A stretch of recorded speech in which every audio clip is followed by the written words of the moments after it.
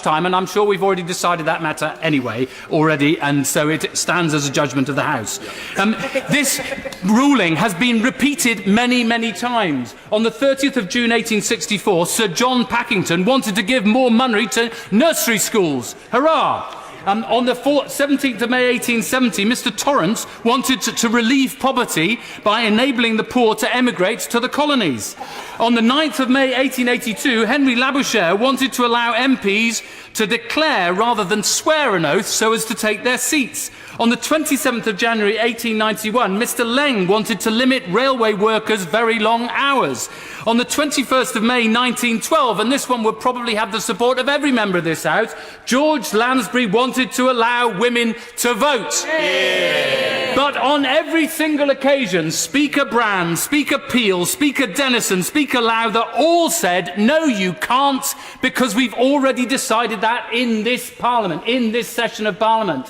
Which is why I believe we should not have the right, the government should not have the right to bring back exactly the same or substantially the same measure again and again and again as they're doing. Not least because in the end, I don't think that it's not as if the government doesn't have enough power.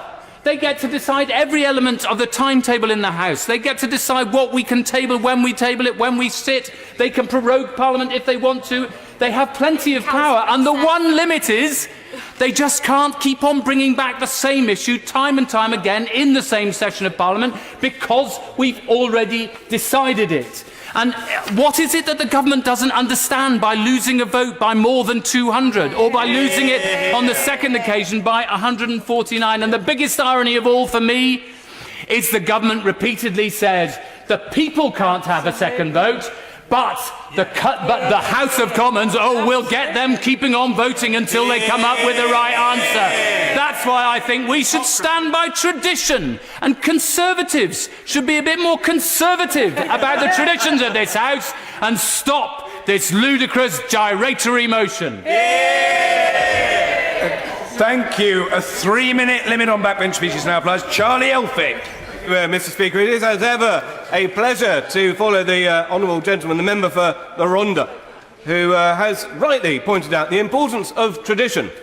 I back Remain in the referendum, but the tradition in our country of democracy, of respecting the public votes, of respecting the 2/3 in my constituency who voted to leave the European Union means that I believe we should get on with it, and that we shouldn't extend Article 50, because public trust in our democracy would be badly undermined. Yes. One friend for giving way. The previous speaker made the point very eloquently that we should not consider the same matter again and again. Does he agree with me that that should surely apply to repeated putting of questions about second votes? Say to the honourable gentleman, he's not been here for most of the debate. It's not order. It's not very courteous to make long interventions that slow things up. Charlie Elphick. I'm grateful to my honourable friend for the point he makes. He's quite right, and I'm going to come to that in a minute. First of all, let me just underline the importance of honouring the referendum. This was the biggest democratic exercise in our history. 17.4 million people gave a clear decision that we should leave the European Union. And yet here we see Amendment H, which is seeking yet another referendum, a so-called people's vote. It's not a people's vote, it's a loser's vote, because it is promoted by the very same people who lost last time. And I have to say, I completely agree with the Labour front bench in saying that this is not something that they can support. I agree with the Right Honourable Lady for Don Valley, who made a point of order earlier on this subject. And I agree, I hope, with the majority of this House that we should vote on this vote tonight, this Amendment H, and that we should reject it. And we should put to bed for once and for all the idea that we should have any kind of further referendums, any further delays, and we should get on with leaving the European Union so we can get on with dealing with the future of this country, not having endless Brexit. And I hear that the TIG may wish to not put this motion tonight under pressure.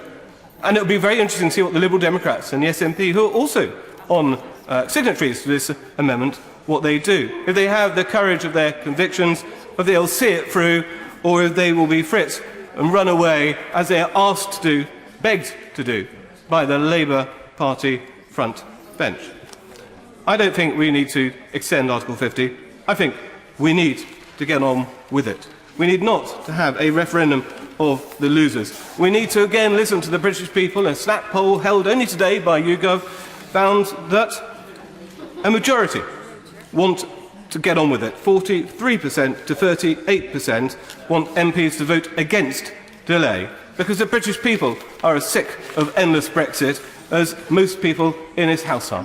And that is why I'll be voting against every amendment tonight. I'll be voting against the main motion, making it clear that we need to honour and respect the verdict of the referendum last time. We need also to have maximum pressure on the European Union to provide an exit from the backstop, either unilaterally or by a sunset. We need not to have European elections, an affront of European elections that would see Nigel Farage and Tommy Robinson and the honourable gentleman for Ilford would be elected as well. What we need to see is true democracy. And we also need to see some integrity.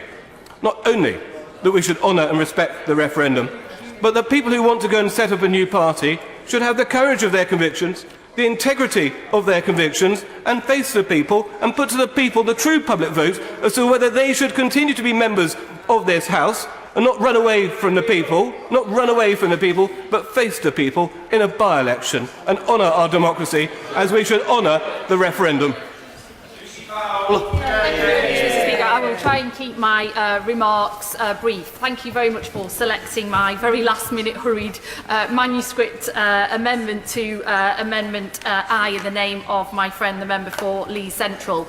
Well, as others have said this evening, I mean, what a mess we are in. We really aren't covering ourselves in particular glory right now. And I was struck by my friend, the member for Ronda's amazing speech there and his reference to the Muppets. But it feels more to me like, well, the Muppets too, but maybe the last scenes of Thelma and Louise with the Prime Minister seems to be putting her foot ever harder on the accelerator as we're driving off the cliff while she's got banners coming off the back of her car saying it's my way or the highway.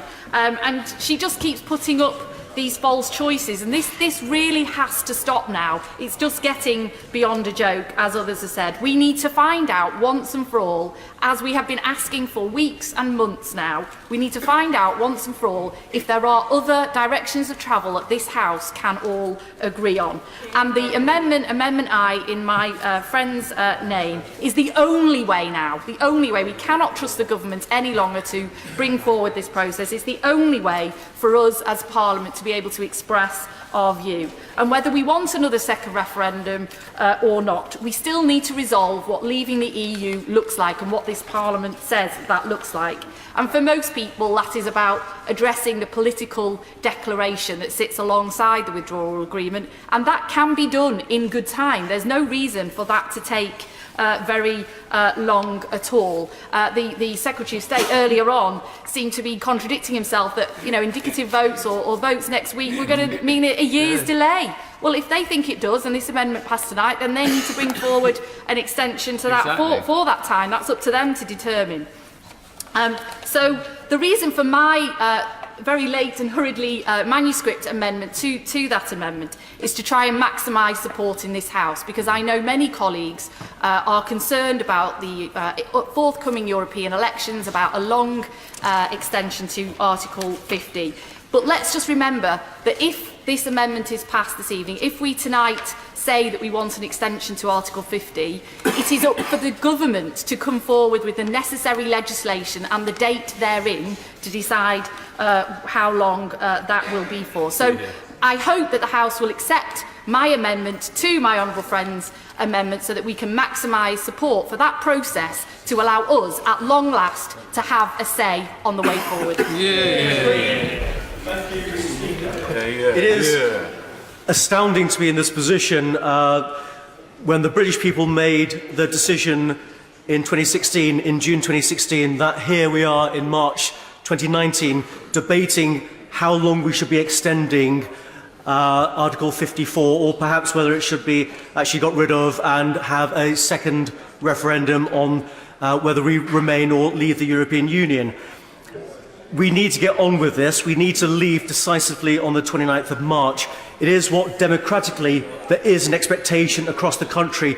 The 29th of March 2019 is a date in so many people's heads across the country. Millions of people, whether they voted leave, remain or abstained, are expecting us to leave on the 29th of March this year.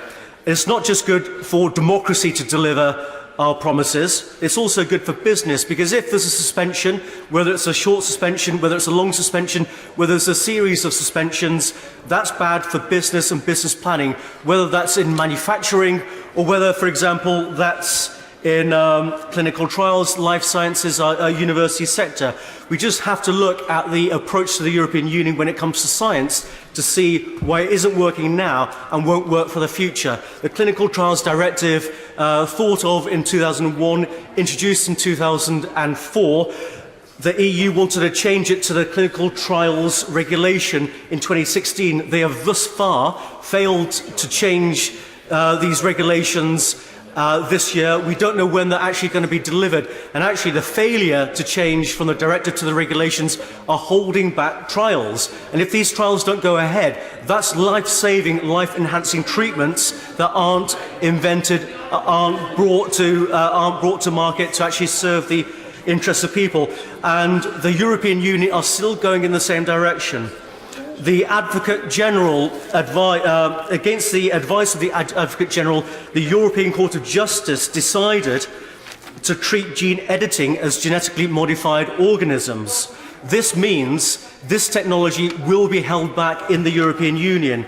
And Professor Nigel Halford said, if adopted by the Council and Parliament, the decision could set back ag biotech in Europe by another 20 years. We are already a generation behind.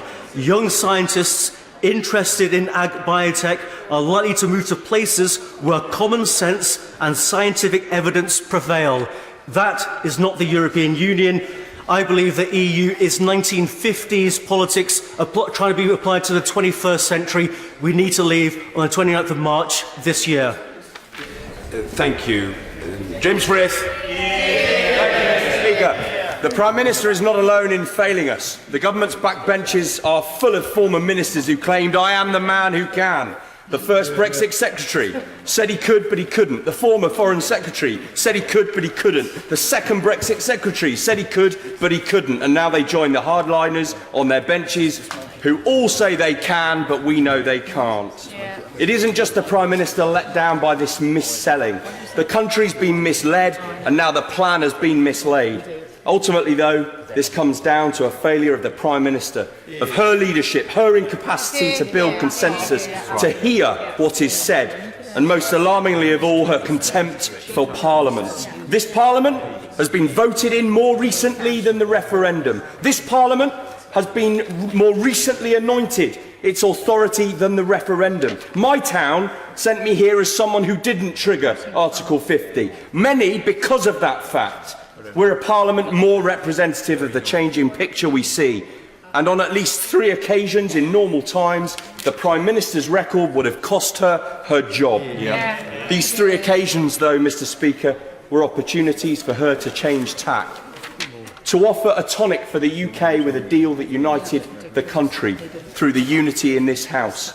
And we're told that Parliament needs to decide what it's for, yet we've been given no chance to decide. We've pored over this, many of us spending time doing the heavy lifting, understanding why the people felt so deprived of a say, felt so overlooked that they pulled the leave cord in 2016 to stop the show. So we must extend Article 50 and establish what for. Indicative votes and a process of collecting the way forward. Fill a deal with content that speaks to the support for one in this House, one with a customs union and a direction to deal with the world, with the protections of our people and our planet.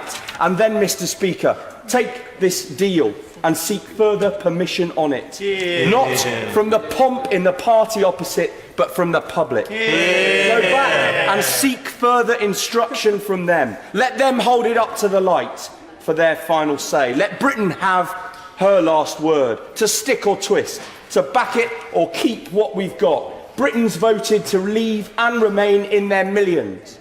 And then this changed Parliament was ushered in. Division is still palpable, and all the doorsteps and the polling in the country tells us there is no magic healing number. Yep. Compromise is a must. So the content of a deal with the permission of the public marry this changed Parliament to the changing picture we see. And of course, everyone reserves the right to vote the same way again. Absolutely. And at that point, I will support a deal before arguing we don't know what we've got until it's gone. Thank you, Mr. Speaker. And I just want to say briefly a few words about the legal advice from the European Parliament, because I have great respect for the Deputy Prime Minister, but I have concerns about the representation that he has made of the legal advice that he has received on the question of whether the European Parliament elections do or do not need to take place. I would just simply restate that in the legal advice that I have seen, it's the case that the United Kingdom would not, if it did not hold elections, the new European Parliament could validly be constituted. And that seems to me to be in complete contradiction to what the Deputy Prime Minister said earlier. So I hope when the Minister responds, he will clarify what the government's position is on that. In relation to the point made by the official spokesman for the official opposition, the member, Right Honourable and only member for Holborn and St Pancras, he said in his remarks that he thought that there were people here who were pushing a people's vote amendment for another reason. I don't think he actually specified what the other reason was, but in my case, and I think many of the people here today, we are pushing a people's vote because we want there to be a people's vote. And we want people to support that, and this will be the opportunity to do that. And frankly, we are running out of time in which to express support for a people's vote, and that is the only reason why we are doing it. Now, I do wonder whether there's any sense of humility or embarrassment from leading Brexiters about the chaos and political maelstrom that they have created. This is their responsibility through and through. They can't blame Remainers, civil servants, the weather, the Turks. They cannot even blame their nanny. The blame rests fairly and squarely on their shoulders. This is chaos that they have created. The question today, I won't give way, the question today is not whether we have an extension or not, because I think everyone here knows that we need one. When I asked the Prime Minister about this a couple of days ago, she said that she was going to work with the usual channels to see what is necessary in relation to getting legislation through the House. Now, all of us here know exactly what that means. That means the Prime Minister accepts there will have to be an extension. So the question really is whether we're having a short extension or a meaningful extension. An extension that will facilitate the will of Parliament, which has expressed a clear desire to find a different deal, and I hope an extension that will allow for a people's vote, or just a short one to enable the Prime Minister to tie up her loose ends after she has bludgeoned us black and blue with her baneful deal and her robotic mantra of it's my deal or no deal. So I hope that what we will do is we will secure a meaningful extension, and of course if that is not granted by the European Union, then as others have said here this afternoon, we will simply need to revoke Article 50. Thank you. Toby Perkins. Thank you, Mr. Speaker. I was very struck as I reflect on the huge frustration my constituents feel with the way this process is going on about the speech by the Honourable Member from Christchurch, who's not in his place now. He described our government as a laughingstock in Europe and a laughingstock in this country. And I think about why is it? And I think it's because of the path that he and his colleagues have taken this government down. They have absolutely held this government to ransom, and now at a time where having argued for a long time for things that we all knew were not going to be achievable, they've won the referendum and are now blaming the government for failing to achieve it. And as my honourable friend from Bury North said just a few minutes ago, the Prime Minister put in charge of these negotiations the very people who promised us how easy it was going to be, and of course they entirely failed to deliver on the referendum result and the referendum campaign that they had promised. So I will support this motion in front of us to have a delay, but it does occur to me that the Vote Leave campaign said much throughout their campaign that this would be a careful change and it would be something that there would be time for, that we wouldn't be leaving the European Union until our future relationship was resolved. And so I'm now confused as to why they seem to be in such a rush for us to leave, when it's so clear that we haven't got not a deal on which we can agree. But in terms of what my constituents ask for, it does seem that Labour's deal fulfils the vote that my 60% of Chesterfield constituents asked for. It would enable us to continue trading with the Customs Union, but it would also ensure that we weren't a part of the single market, that we were able to have the control on immigration that we all know was so powerful. And it was that vote on immigration that enabled what had been previously a minority concern, this concern about the European Union, to become so powerful that they were able to run on it. So I'm in a position today where, despite the fact that I hugely regret the fact that we're leaving the European Union, I will vote for Brexit. I will vote for Brexit by voting for Labour's deal. And when I vote for Labour's deal, I'll be voting for something that would enable us to leave on March the 29th. And I'll be able to go to my constituents and say that if they backed Labour's deal, if only the government would back Labour's deal, we would be able to leave the European Union on March the 29th, as we said all along. And I think it's important that that message gets across, because there's people over there suggesting that the only way of fulfilling the vote for the referendum is to vote for the government's deal. We all know there are other ways that we could leave the European Union if only they supported the deal that the Labour Party put in place. Thank you.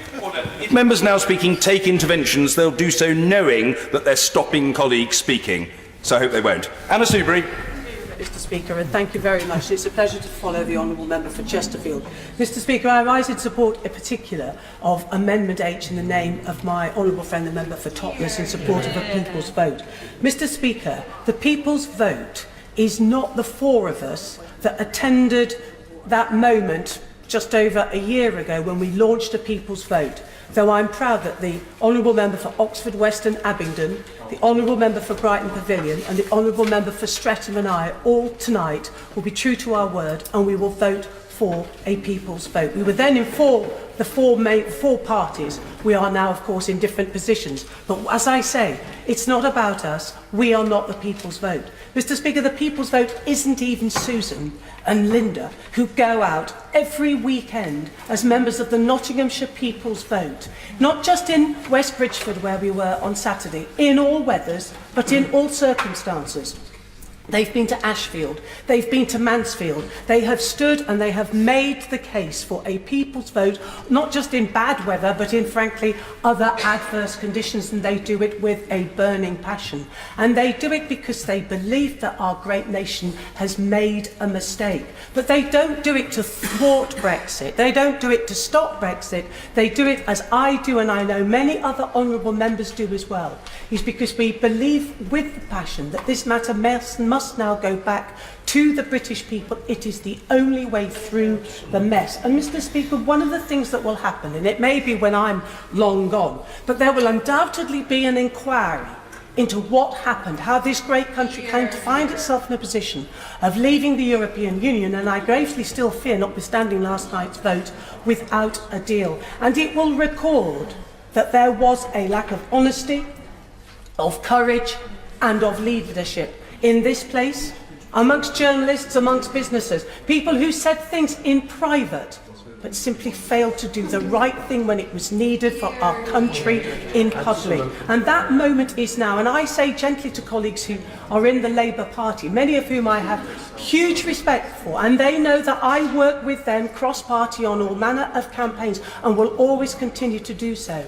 I apologise if I caused offence by crying out shame, but I gently say to them, they know in their hearts the courage of the honourable member, my friend for Redcar, a constituency that voted leave in the number it did, but who has led in her constituency, who has persuaded the people of her constituency to back a people's vote, showing courage, showing honesty and showing leadership. Mr. Speaker, we can't wait for the front bench. They're Brexiteers. They don't want a people's vote because they're frightened the people will change their minds. And that will be our legacy if we don't do the right thing. Knowing people didn't want it, we can't let it happen. Speaker. Mr. Speaker, many people have said to me since being an MP, what is it like in this House at this time? And I've always said to them it's a very difficult time in the House and a very painful time as well in the House. And, Mr Speaker, there's not just division in the lobbies, but divisions within our own parties in terms of our thoughts and our feelings around Brexit and our frustrations and our energies as well. And the disturbingness, how it feels for us, is how it feels for the public. And what plays out often in here is how the public feel and vice versa. And these are very, very difficult and trying times for us, and for us as a nation, but for individuals, for communities, for our constituencies and for our nations. It's a very, very difficult time. But the weight and the seriousness that is on us cannot be taken lightly. We are the people who need to show leadership and a direction for our country, and we need to make the right and the best decisions for that. It is not good for us to be throwing out our own selfish, sometimes, views, and sometimes our strong opinions, which actually are for ourselves and not thinking in the wider context. And that's something that we need to consider. Now, I absolutely think and agree that we should have voted down that deal that we did, the meaningful vote. And we did that the first time, the second time. There is no point in bringing it to the House a third and a fourth time. This is a waste of time and a waste of time for our chamber, and that should not be happening. What we should be doing is thinking and mapping out a way forward. And the way forward is to extend Article 50. There is no other way forward than us to do that and then to consider how we move forward with that. But what we are also doing, as we have our conversations, we are failing to tackle some of the issues that need to be tackled in our country, where people are suffering, where people are in grief because of what is being missed, because it's not being discussed and decisions are not being made in this chamber. And that is things like in-work poverty. It's real, it's tangible. The housing crisis, it's real, it's tangible. Climate change, we're in a crisis at the moment. Our education needs improving. These are the things that we need to be thinking about, and so many other things, including our public services and tackling serious youth violence. It is not good enough just to invest in the police. It is a partnership, and we should be investing in partnerships to do things in terms of tackling this. So I will be supporting an extension of Article 50, and I will be inviting others to join me in doing that. Harry Black. I think that's where the confusion is. After sitting through the entirety of this debate, I think that the UK is about to get a rude awakening as to what the consequences of this Prime Minister's irresponsibility are going to be. The reality of where we are just now is that even if we do come to a consensus to extend Article 50, any one of the 27 countries in the EU could veto that extension. We already know that Farage and his pals have been round lobbying different countries like Italy, Hungary, Poland. And it's ironic that he wants other countries to block the will of the very parliament that he apparently wants to have so much control. But like I say, all it takes is one country out of 27, and we are out on the 29th with no deal. Because the EU is a nation of equals. Now that we can see the no-deal train coming down the tracks towards us, we have all these new suggestions coming out the woodwork. Rumours of cross-party consensus for an EFTA-type deal, or to stay in the single market or the customs union. We proposed this 2 years ago, and it was ignored. And the thing is, people of Scotland will be watching this, and despite being told to vote no to stay in the EU, despite voting remain in the EU, despite sending back a majority of MPs on an anti-Brexit manifesto twice, it's still ignored. And despite the Scottish Government putting forward compromise proposals, here we are anyway. And I challenge one unionist member in this place to tell me what more we could do on these benches that we haven't done to prevent Scotland being dragged out of the EU and into no-deal chaos. Now, I can hear the voices saying you should have voted for the deal, but they just make my case for me, because even if every single Scottish MP did support the Prime Minister's deal, she'd still have lost. So it makes no sense.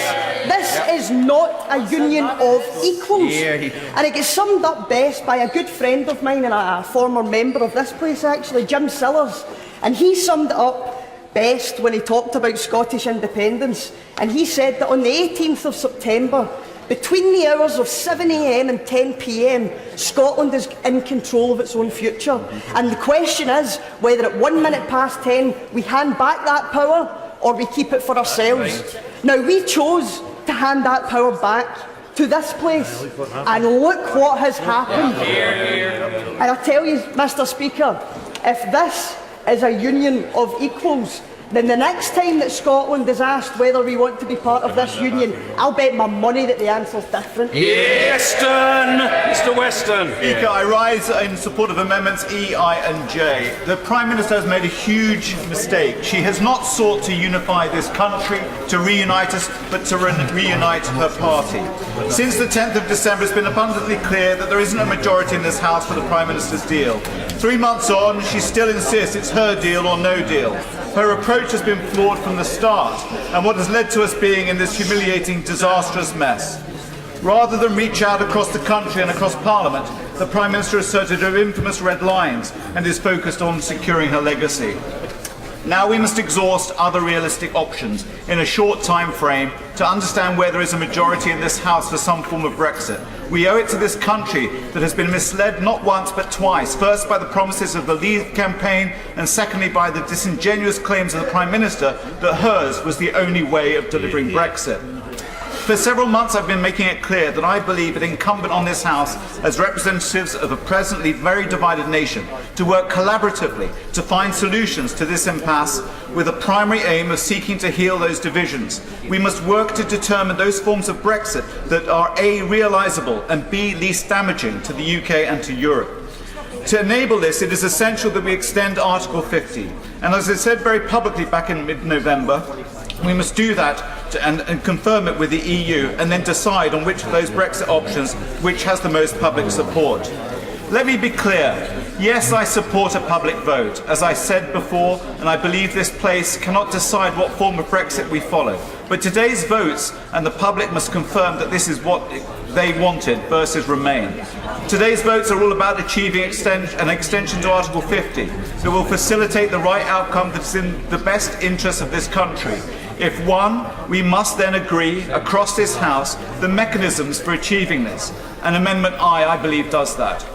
And finally, let me be clear. Yes, I voted Remain, and I favour Remain. As someone who sits on the International Trade Select Committee, it is obvious that coming out of the European Union on the 29th of March is the first paragraph of the first chapter of a very long book. It will last for 8 to 10 years. Mr. Speaker, for that reason, and more importantly, in the ambition of trying to reunify this country of ours, and for the reasons of avoiding the economic catastrophe so described by business leaders and CBI and the SMMT and the FSB, we must extend Article 50 and find a majority agreement across this House. Thank you. Yes, thank you. Jonathan Edwards. Mr. Speaker, the key question that will face us after this evening, if we support an extension to Article 50, will be for what purpose. And before I explain my party's position, I would like to add my voice to those who have been calling for the House of Commons to have a full portfolio of votes on the various options. On January the 15th, Mr. Speaker, I wrote an article for the Referendum Post making the case for the use of a voting system designed to create a majority. And I was delighted to see the Father of the House bring forward an amendment to that effect a few weeks ago. And I hope if Amendment I passes this evening, that will be looked at with all seriousness. Without finding a purpose for that extension, we still face the prospect of a no deal by default. And we had a great idea, we had a wide idea yesterday with the publishment of the British Government's tariff proposals of what that would mean. And indeed, it would be a disaster for Welsh agriculture in particular, because if we set very high import tariffs, that will be reciprocated in terms of exports. And half of all Welsh lamb, of course, goes to the European Union, and they will be decimated. Of course, in keeping an open border between the Republic of Ireland and the north of Ireland, the British government signalled its intention to sink the ports of my country. This evening, Mr. Speaker, we put forward Amendment A, and essentially what that does is to extend Article 50 to cover Phase 2 of the Brexit process. That would help deal with the backstop, although I do not share the concerns of honourable members in relation to the backstop, that will be dealt with our suggestion. It will deal with the problems of a blind Brexit. It will deal also with the problem of a no deal, and it will also encourage a more sensible approach to the trade negotiations. I think there's something for everybody in our suggestion, Mr. Speaker, apart from those who seem obsessed with leaving on the 29th of March. And to close, Mr. Speaker, I look forward this evening to voting for Amendment H. And I say to Labour colleagues that the right moment doesn't always come in politics. There's only the moment, and the moment is now. Mr. Speaker, when the Prime Minister set out the timetable for this week a couple of weeks ago, she did not say that the vote on an extension was to be linked to the acceptance of the deal. In fact, when she set out those arrangements, the premise was that we would come to this point after the defeat of her deal, which is what has happened. And now we find, in her reaction to the vote last night, that the government's proposal to extend Article 50 is linked to their strategy of one more heave, two more heaves, however many more heaves it takes. The amendment I'll support tonight, the front bench amendment moved by my honourable friends or my honourable friend from Leeds Central, seeks to remove that conditionality and to extend instead for the purpose of clarifying our future direction. And that is the reason that we should do it. Because for 4 months we have been having the wrong conversation with Europe. Instead of disappearing into 5 different levels of legality over the backstop, which looks to the rest of Europe as though we're trying to wriggle out of our commitment to having no hard border in Northern Ireland and our commitment to support the Good Friday Agreement, we should have been having the conversation that we need to have about what Brexit really means, what the choices are and what the trade-offs are. And let us not pretend that the reason that that hasn't happened is that somehow it's impossible until we leave. The reason it hasn't happened is because to do so would expose the deep divisions within the Conservative Party. But the public deserves better than that. So that's why extension should be for the purpose of clarification. And I just say this on timing and other conditions in this. Far too often in our discussion, we forget that there are 2 sides round the table. An extension has to be applied for and it has to be agreed unanimously. It won't just be up to us how long this is for, and it's important, whatever happens in the votes tonight, that we understand that. And let me say one other thing, Mr. Speaker. I understand the public impatience with politics right now. It's our job to get stuff done.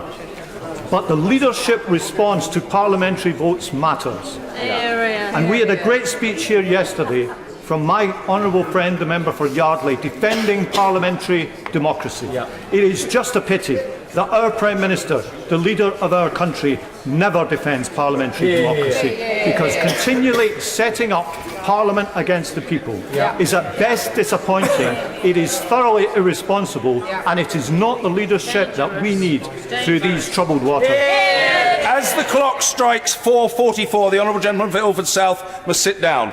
Mike Gapes. Thank you very much, Mr. Speaker. 2 years ago, when we debated Article 50 and I voted against invoking it, I said we were going to go onto an escalator with no brake and no way of getting off. I now understand why the Prime Minister invoked Article 50 at that time. It was because she wanted to stop a European Parliament election. And the reality is that the whole timetable of agreeing an Article 50 process 18 months before the government had even got an agreed position, which lasted about 3 days before the resignations, was driven by fear internally in the Conservative Party. They did not want UKIP to come back in a European election, so they triggered it at that point. The reality is they are now trying to get us out as quickly as possible, and I have to say amendments which talk about the end of June are also trying to get us out because of people's fear of a European election. The reality is, if we do not have a European election, we will have no voice, no say and no vote within the councils of Europe in a period where we may still be in a transition. And that will give us a great period of weakness in any future framework negotiations. I have to say, Mr. Speaker, this country in the 1970s was the sick man of Europe. We are now the joke of Europe. Kneeling while speaking is a new phenomenon in the House of Commons. Paul Blomfield. Thank you, Mr. Speaker. We are in a desperate position. And that's been reflected in many serious speeches, too many to list, but that of my honourable friend, the member for Rhondda, was a real highlight, and we support his Amendment J. In her closing remarks yesterday, the Prime Minister said that the House needed to say not what it didn't want, but what it did want. And it's a fair point, but the problem we face is due to her refusal to give us that opportunity at the start of the process. And she herself went to the EU27, not with clarity on what she wanted, but red lines on what she didn't want. Red lines that boxed her into a corner and produced this damaging deal that fails the country and has been rejected twice by historic margins.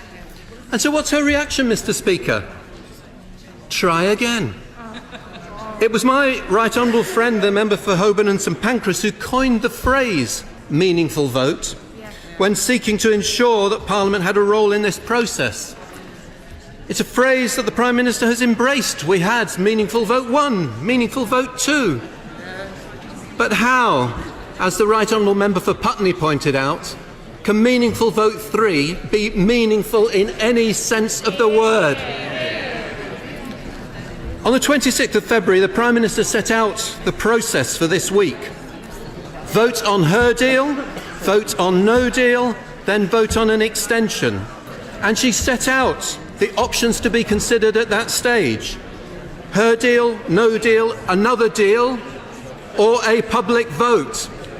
Well, Mr. Speaker, this week we have ruled out 2 of those options, so we should now be looking at the other 2. And seeing what consensus can be built. As the honourable member for Eddisbury, my right honourable friend, the member for Normanton, Pontefract and Castle, the member for Bury North, and the member for Lewisham East, among others, pointed out. Mr. Speaker, the Chancellor was right when he reminded the nation this morning on the radio that the 2016 referendum decision was carried by a narrow margin. A painfully narrow margin, not the overwhelming mandate that some opposite claim. A vote to leave, but not an instruction to rupture our relationship with our closest neighbours and allies. And if there was any doubt, the Prime Minister gave the people a second vote. She called a general election, accusing this House of trying to thwart her plans and seeking a mandate for a hard Brexit. And she lost her majority. She could then have reached out to build a consensus. Or she could have, after her deal was defeated in January. But she did not. Yes, she spoke to people across the House, but she didn't listen to what they had to say. She focused on the backstop, which may be an obsession of the party within her party, but is not the primary concern of the majority of the 432 MPs who voted against her deal. Of far more concern to us is the way that deal damages our economy, damages jobs, damages livelihoods, and damages public services. And it doesn't offer the certainty that business needs. The political declaration is deliberately ambiguous, and we know that there are those on her benches who intend to remove her and to rip it up if she gets her deal over the line. Last night, the Prime Minister had another chance to reach out and build consensus, to deliver on the expectations that she had given the House, creating the opportunity to explore all the options and find a way forward. Mr. Speaker, the government's shameful decision to go back on their word and frustrate our democracy with this motion should be rejected by the House. Our Amendment E provides the way forward that this House expected and that this House wanted. And it wouldn't have been necessary, as my right honourable friend, the member for Leeds Central, pointed out, if the government was doing its job. The Prime Minister should also listen to her Chancellor when however much he proclaims support for her deal, he recognises that it's dead and that she should reach out across the House to look at the sort of deal that might be forged around a customs union, single market alignment and membership of the agencies and partnerships we've built together. And indeed, a further public vote between a credible leave option and remaining in the European Union, a vote which we support. An extension needs clear purpose, a purpose of building the consensus that the Prime Minister has failed to do. An extension that is as short as possible, but as long as necessary. Because, Mr. Speaker, we have seen the folly of fixed deadlines. We warned the House and the Prime Minister that throwing red meat to her Brexit extremists by fixing the 29th of March in law was a mistake. And now she will have to legislate to remove it. And we should also reject her new bullying tactic that failing to back her deal means UK participation in the European elections. It does not, as many members, notably the Right Honourable Member for Rushcliffe, pointed out. Powerful legal voices have been cited, but let me quote a government minister on this issue. The Advocate General for Scotland, speaking in another place on the 27th of February, said, and I quote, "The noble Lord's point that the European Parliament could sit without the UK having had an election is correct." Mr. Speaker, we must not be deflected by threats. We cannot succumb to the Prime Minister's obstinacy. Her deal has been rejected. No deal has been rejected. We must now seek the extension of Article 50, needed to move on and to consider the remaining options. A different deal or a further public vote. Secretary of State. Thank you, Mr. Speaker. The Shadow Secretary of State opened this debate. He has long indicated his commitment to a second referendum and for remaining in the European Union. I disagree with him, but I respect the integrity with which he holds that position. Others in this House, like the member for Nottingham East, have been prepared to make the difficult decision to leave their party to make the case for a second referendum. Few doubt the sincerity with which the Right Honourable Member holds such views. But the Amendment E, Mr. Speaker, tabled in the name of the Leader of the Opposition, does not reflect such principle or integrity. It is fundamentally flawed.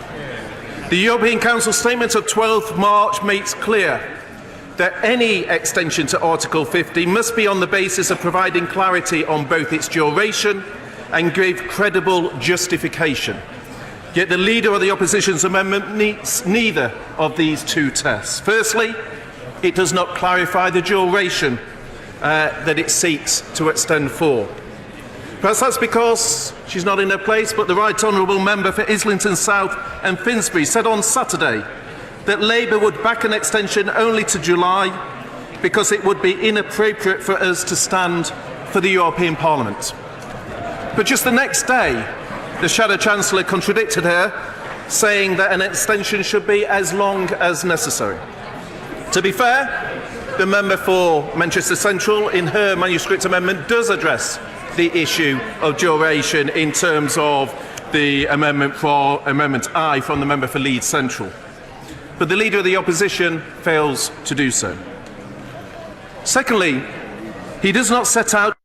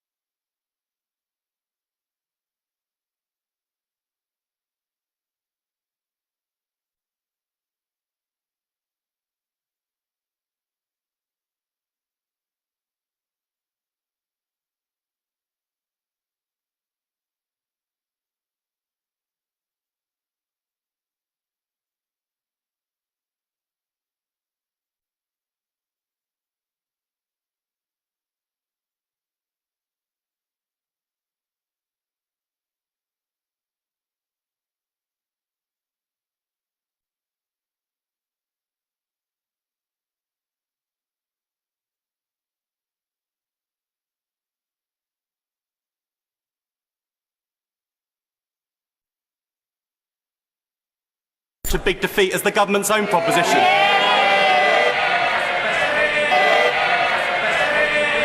Well, Mr. Speaker, we thought he himself actually used to support a second referendum, but he failed to even mention it in his intervention. But the point is, the Leader of the Opposition called this week for cross-party consensus. This is from someone who refused even to meet with the Prime Minister, who actually met her once, after weeks of delay, and has blocked his front bench from engaging with the government. When he talks of cross-party consensus, perhaps what he really means is actually having meetings with a member for West Bromwich East. There is no limit to the inconsistencies of his approach. He talks, Mr. Speaker, of listening to this House. And yet when this House spoke on his amendment on the 27th of February, defeating it by 323 votes to 240, he failed to listen to that judgment.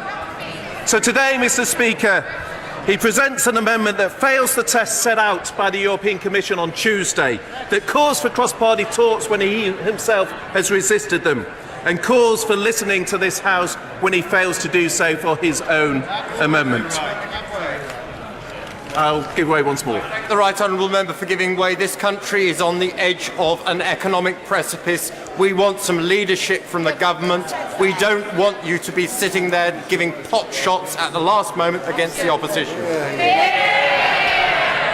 Well, then he may have a word with the Leader of the Opposition so he puts forward credible proposals that have not already been ruled out by the European Union and failed to address the statement issued just 2 days ago. Let me turn, in the limited time left, Mr. Speaker, to Amendment I. And the member for Leeds Central raised a specific point in his remarks when he said that we needed to vote for that amendment because the House would not have a vote on another amendable motion until after the 29th of March. We will make our statement under Section 13.4 tomorrow, setting out how the government proposes to proceed in relation to negotiations, and so there will be the option of an amendable motion no later than Monday the 25th of March.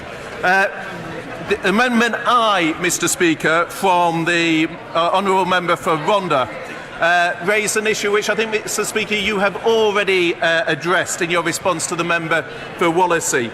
So I won't dwell on that other than to suggest that it is an issue for the Chair, and it will be shaped by the motion that is brought forward by the government. In respect of Amendment H put forward by the member for Totnes, it is clear government policy to resist a second referendum, and that policy has not changed. Mr. Speaker, I have 2 minutes left and I'm given away a couple of times already. Mr. Speaker, it was Tony Blair who said that the way to stop Brexit was first to vote against the Prime Minister's deal, then to vote against no deal, and then to seek a long extension. It is votes on Tuesday, Wednesday and tonight. This is the precise script followed by the Leader of the Opposition.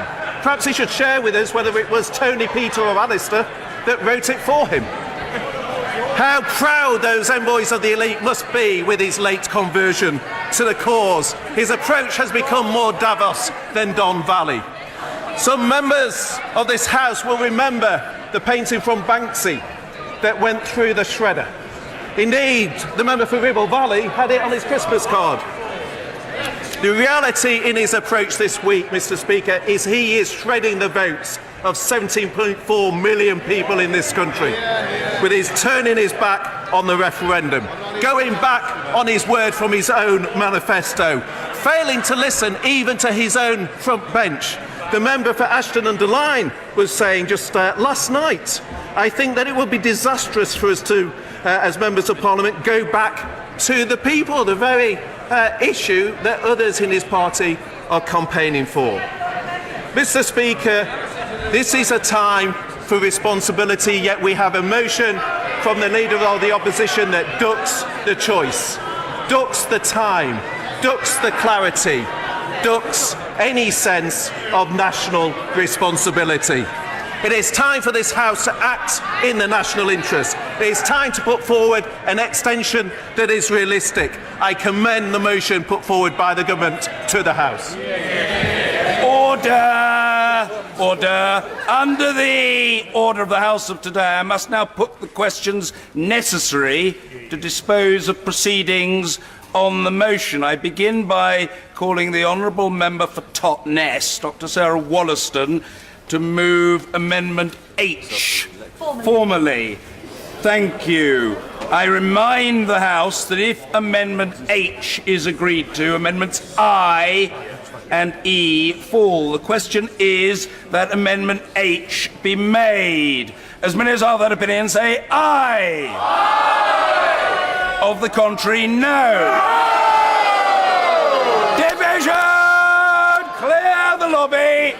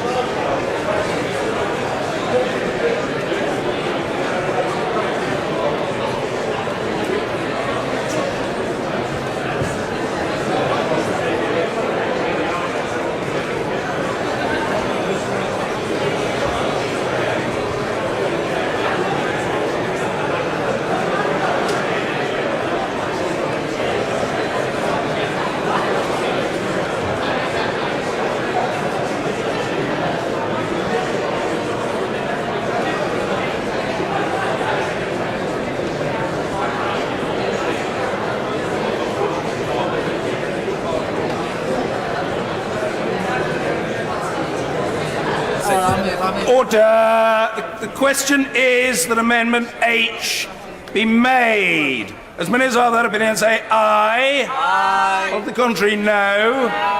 Tellers for the ayes, Joan Ryan and Stephen Gethins. Tellers for the noes, Joe Churchill and Paul Maynard.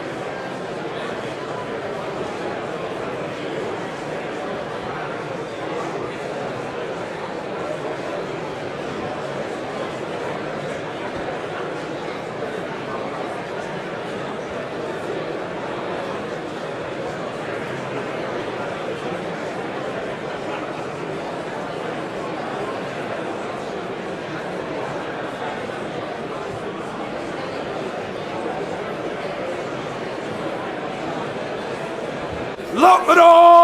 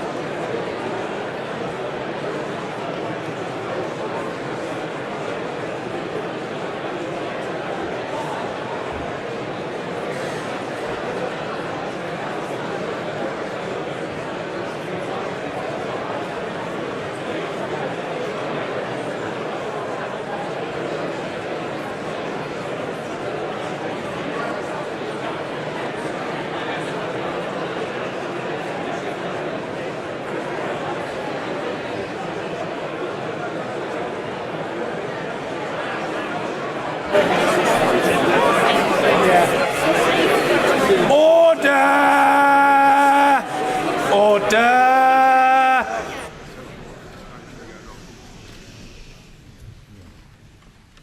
The ayes to the right, 85, and the noes to the left, 334.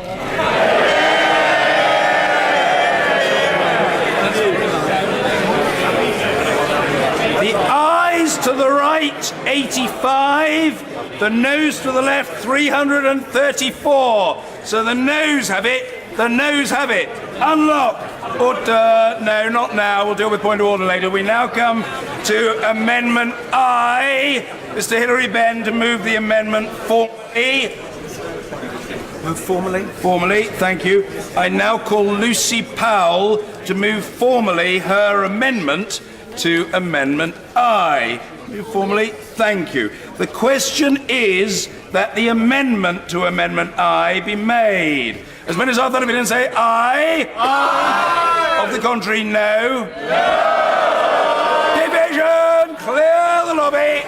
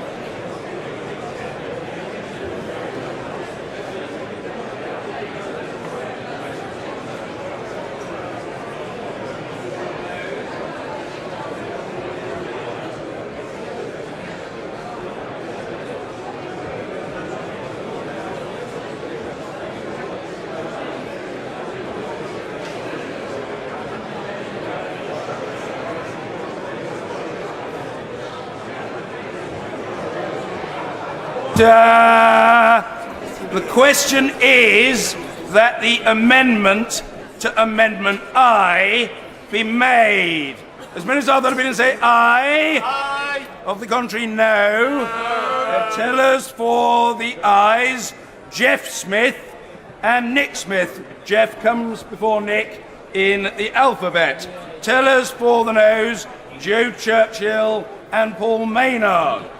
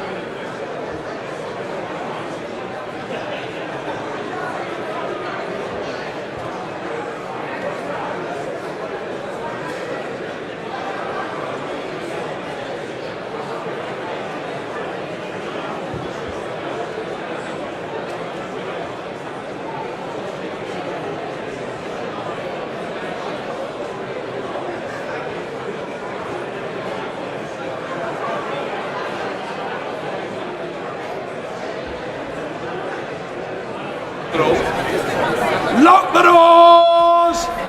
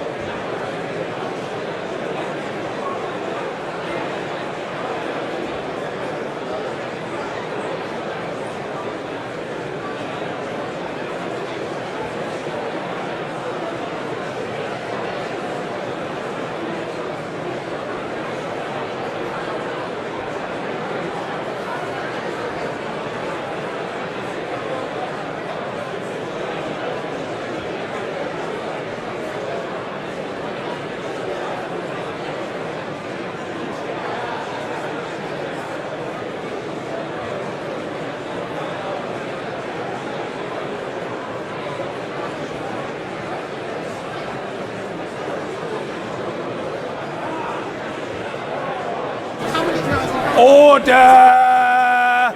Order!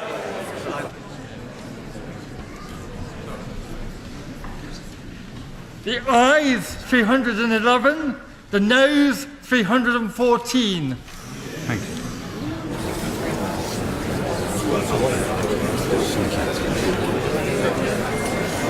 The ayes to the right 311, the noes to the left 314. So the noes have it. The noes have it. Unlocked. Order. The question is that Amendment I be made. As many as have that opinion say aye. Aye. Of the contrary, no. No. Division. Clear the lobby.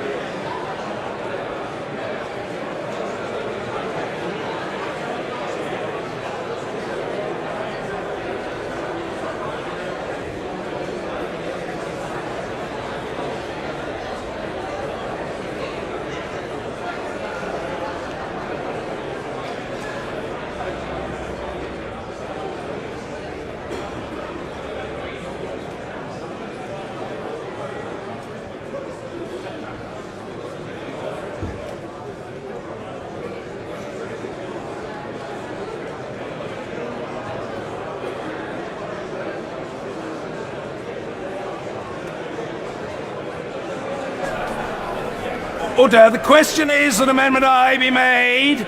As many as have that opinion say aye. Aye. Of the contrary, no. No. Tell us for the ayes, Jeff Smith and Nick Smith. Tell us for the noes, Joe Churchill and Paul Maynard.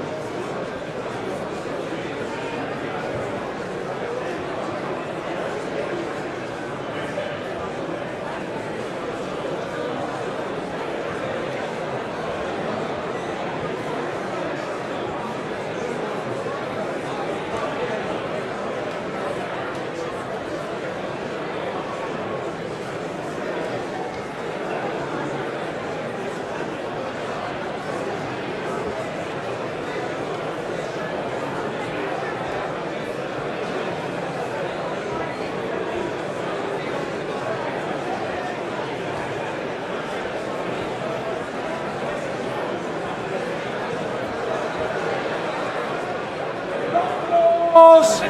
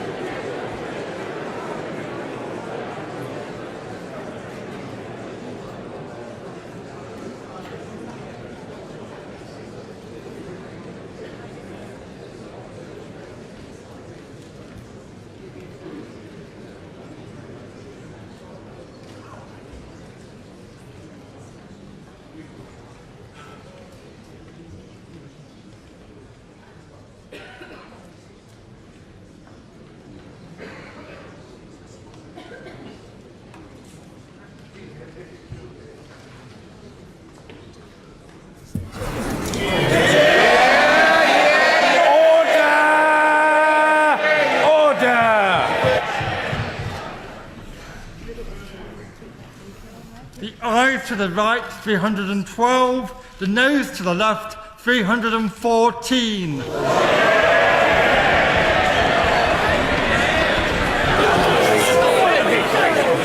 ayes to the right, 312. The noes to the left, 314. So the noes have it. The noes have it. Unlocked. But we now come to Amendment E. In the name of the Leader of the Opposition, the Right Honourable Gentleman to move the amendment formally. I so move, Mr. Speaker. The question is that Amendment E be made. As many as have that opinion say aye. Aye. Of the contrary, no. No! Division! Clear the lobby!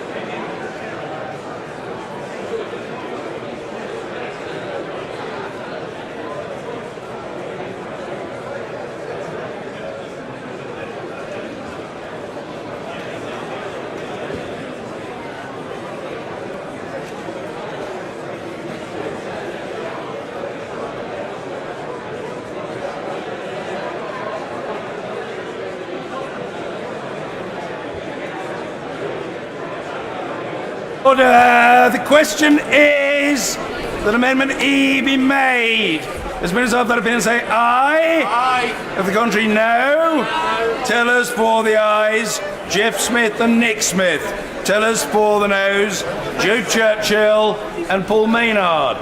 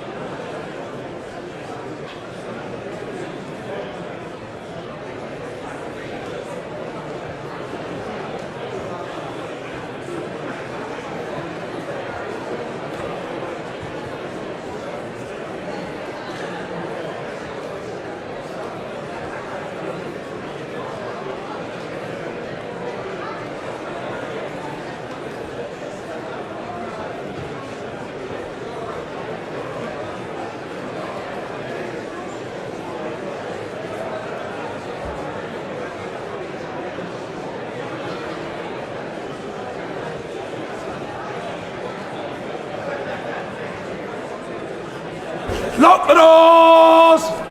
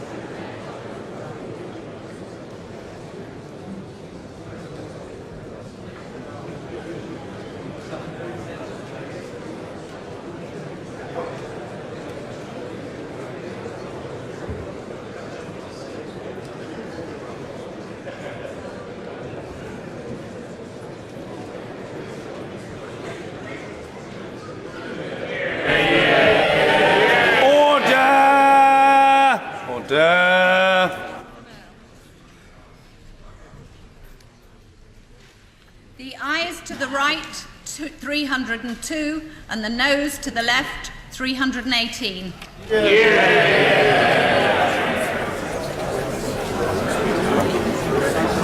The ayes to the right, 302. The noes to the left, 318. So the noes have it. The noes have it. Unlocked. Order. We now come to Amendment J in the name of the Honourable Gentleman Member for Rhondda. I don't think there's any need to move this to a vote, is there? Thank you.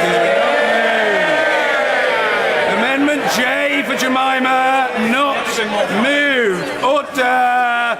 The question is the main motion in the name of the government. Members of the government, as many as are that opinion, say aye. Aye. Of the contrary, no.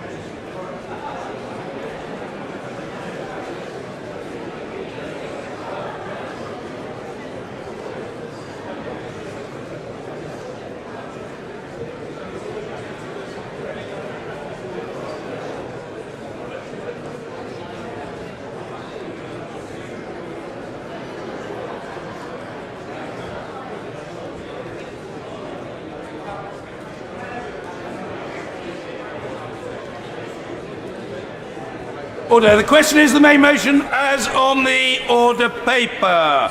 As many as are of that opinion say aye. Aye. Of the contrary, no. Tellers for the ayes, Mike Freer and Alistair Jack. Tellers for the noes. Tellers for the noes, Peter Bone and William Ragg.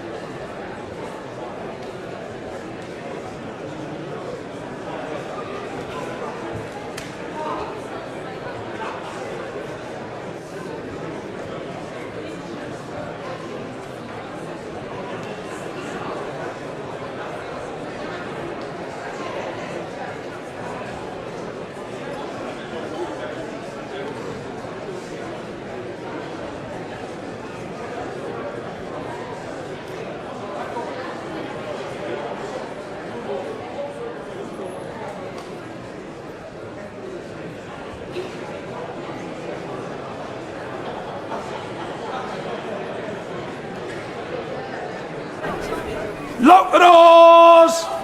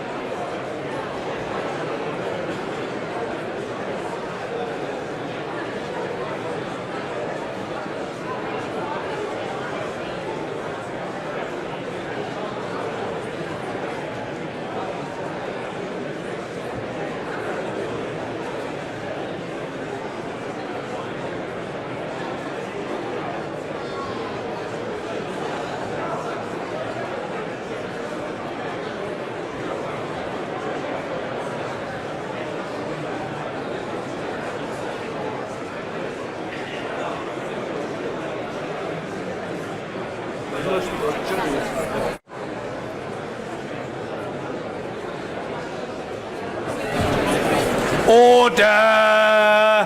Order!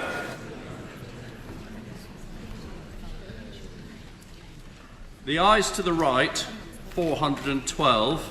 The noes to the left, 202.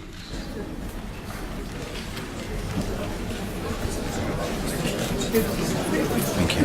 The ayes to the right, 412. The noes to the left, 202. So the ayes have it. The ayes have it. Unlock. Order. Point of order, Mr. Jeremy Corbyn. Mr. Speaker, after the last few days of government chaos and some defeats, all of us now have the opportunity and the responsibility to work together to find a solution to the crisis facing this country, where the government has so dramatically failed to do so. We've begun to hold meetings with members across the House to find a consensus and a compromise that meets the needs of this country. But the last few days have also put a responsibility on the Prime Minister.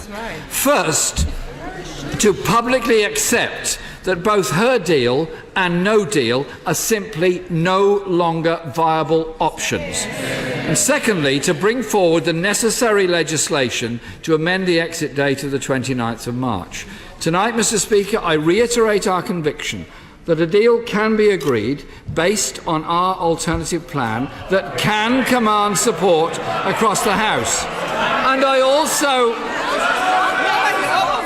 I also reiterate our support for a public vote, not as a political... Mr. Speaker, not as political point scoring, but as a realistic option to break the deadlock. The whole purpose, Mr. Speaker, the whole purpose ought to be to protect communities that are stressed and worried. Those people are worried about the future of their jobs and their industries. Our job is to try to meet the concerns of the people who sent us here in the first place. No, there's no further required. Point of order, Mr. Ian Blackford. Thank you, Mr. Speaker. We are in a crisis, and of course we're at the end of another week. And we need to remind ourselves that the Republic of the United Kingdom are just 2 weeks away from potentially crashing out of the European Union. Mr. Speaker, while we've been debating here, the trade bill has been going through the other place.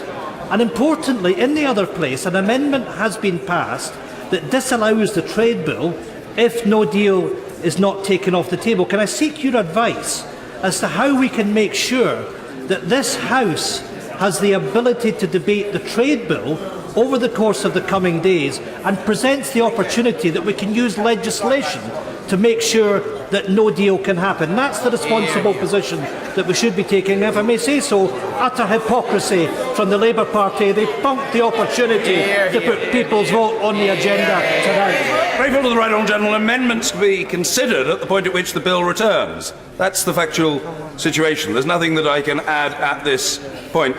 Did I detect the right honourable gentleman, member for Leeds Central? Point of order, Mr. Hilary Benn. Point of order, Mr. Speaker. Further to the very important announcement that the Secretary of State for Exiting the European Union made in his closing speech tonight, that the government intends to bring the neutral motion required under Section 13 of the European Union Withdrawal Act to the House by Monday the 25th of March. I wonder whether the Leader of the House, who is in her place, might like to indicate to the House this evening, given the nature of the business that has already been announced for next week, whether the government might be inclined to bring it before Monday the 25th, because we really need to get on with the process of trying to agree a way forward. To the right honourable gentleman for his point of order, which of course is not a matter for the chair. The leader can come to the box if she... the right honourable gentleman's getting overexcited. He's a young pup. I know he's a new young member, and I know he requires encouragement. If the right honourable lady wants to come to the box, she can, but she's not under any obligation. Really, just to say, I will of course take into account the right honourable gentleman's concerns. We're grateful. Oh, very well, Dr. Lewis. Spit it out quickly, man. Well, as what you described as a relatively new member, I was rather puzzled by the leader of the opposition saying something about a people's vote. Is there any way within the rules of order one can register the fact that as more than half the House of Commons voted against a second referendum tonight, the fact that so many of them abstained has nothing to do with it and the matter is completely dead?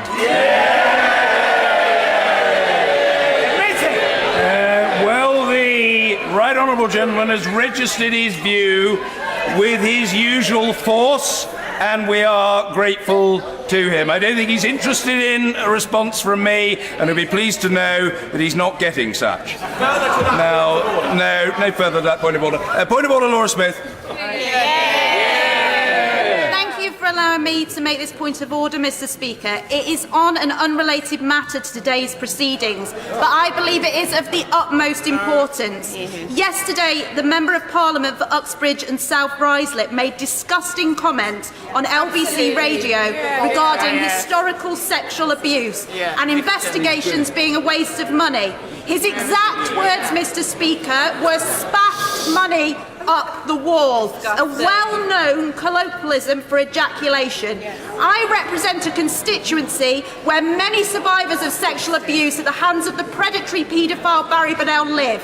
I represent a constituency where men like Gary Cliff and Steve Walters and many others spoke about the abuse they suffered, resulting in the imprisonment of Barry Bonnell. They did this after decades of struggle dealing with the shattering consequences of being abused. I represent a constituency... Order, resume your seat. I've got the thrust of it, but I cannot allow a great speech to be made. Sorry. If there's a request, please. The Honourable Lady has made her point with very considerable force and eloquence, but I know she's approaching her last sentence. Laura. I understand that the member did not make the comments in the House, but that should not place him beyond reproach. What advice can you give that I might pass on to those affected in Crewe and Nantwich as how to best proceed to hold this member to account for his actions, which in my opinion fall far, far below the standards expected of parliamentarians?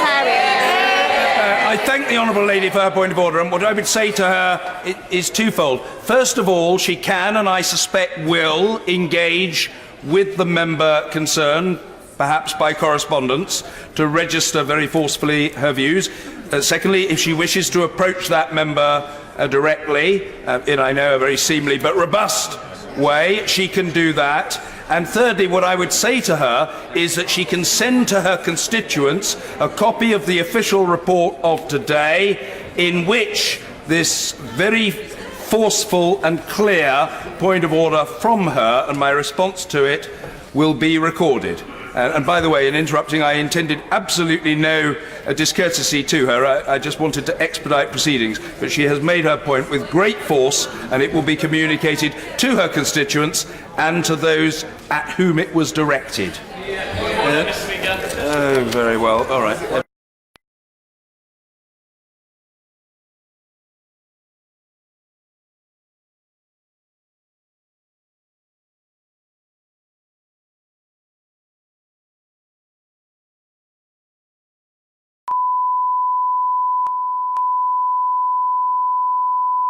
This is the primary audio circuit for the Reuters live service.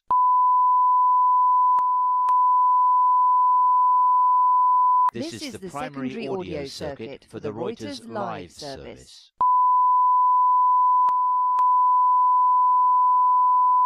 This is the primary audio circuit for the Reuters live service.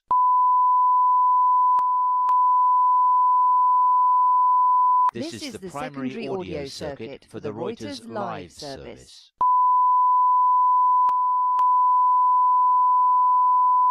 This is the primary audio circuit for the Reuters live service.